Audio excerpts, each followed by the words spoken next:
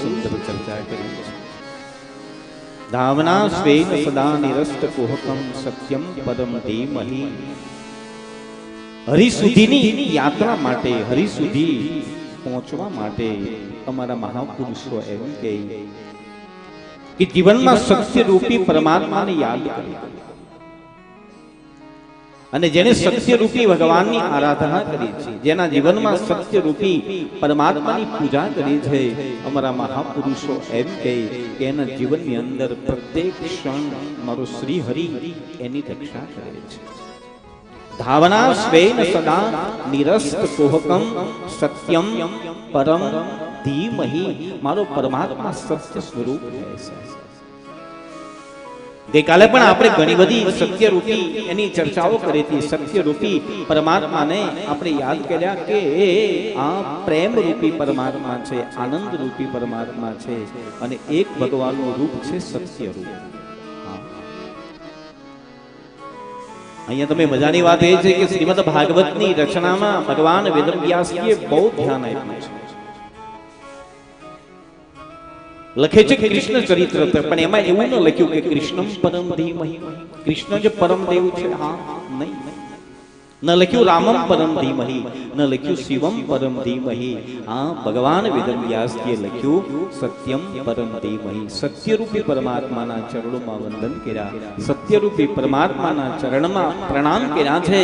એનો અર્થ એ કરીએ કે જો ભગવાન વ્યાસજીને કોઈ એવો સવાલ કર્યો કે બાબા બતાવો ના, તમે લખો છો કૃષ્ણ ચરિત્ર,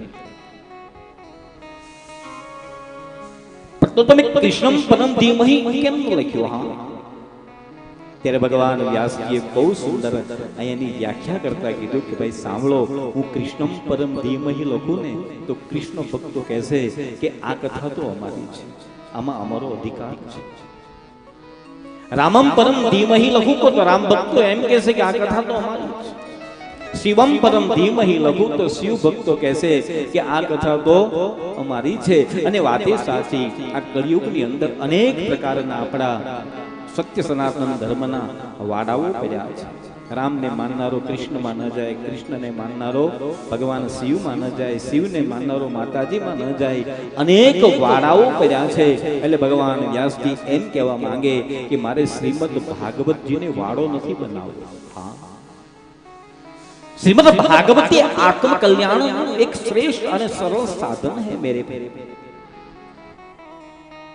અને જેનું આત્મ કલ્યાણ થઈ જાય, જેનું મન શુદ્ધ બની જાય, જેની વાણી શુદ્ધ બને, જેની દ્રષ્ટિ શુદ્ધ બને, હા, અને એ જ શ્રીમદ ભાગવત જે શ્રવણ કરે છે, હા, એનું મનન કરે, એનું ચિંતન કરે, એનું સ્મરણ કરે. અરે એક મંત્ર, અરે એક મંત્ર નહીં, એક શ્લોક નહીં, ખાલી અડધો શ્લોક પણ ભગવાન નું સ્મરણ કરી અને ભાગવતજીનું ગાવામાં આવે તો પણ અમારા વિદ્વાનો એમ કહે કે એના કોટી કોટી પાપોમાંથી એને મુક્તિ મળી જાય છે. હકીકત મુક્તિની ગાથા છે. વિદ્વાનો એમ કે જન્મ અને મૃત્યુ પરમાત્માના હાથની વસ્તુ છે. આ સંસારમાં કોઈ વ્યક્તિ એમ ન કહી શકે કે આ બાળકનો એટલા વાગે જન્મ થશે, અને કોઈ વ્યક્તિ એમ ન કહી શકે કે આ બાપા એટલા વાગે મૃત્યુ પામશે. હા, કારણ કે ભગવાનની લીલા છે, અને ભગવાને અપરમ લીલા, એની લીલાને કોઈ આ સંસારમાં પહોંચી શક્યું નથી. ઘણા એમ કે મેં ભગવાનને જોયા, વિદ્વાનો એમ કે ભગવાન દેખાય નહીં, ભગવાનની અનુભૂતિ થાય, અને જોવાની કોશિશ પણ નહીં કરવાની. કદાચ તમે લાખ કોશિશ કરશો, હા, તો કદાચ આપણે એમ ફેલ થઈ જશું. એની અનુભૂતિ કરો, એનો આનંદ લઈ લો. અને અમારા ભાગવતના વિદ્વાનો એમ કહે કે આ સંસારમાં જે ધરતી ઉપર ભાગવતજીની કથા કરે છે, અને ભાગવત એ ધરતી પરનું કલ્પવૃક્ષ છે, અને કલ્પવૃક્ષ એવું ફળ છે, એવું વૃક્ષ છે કે માણસની દરેક ઈચ્છા પૂર્ણ કરે. બસ આનું નામ ભાગવત છે સાહેબ. ઈશ્વર તત્વ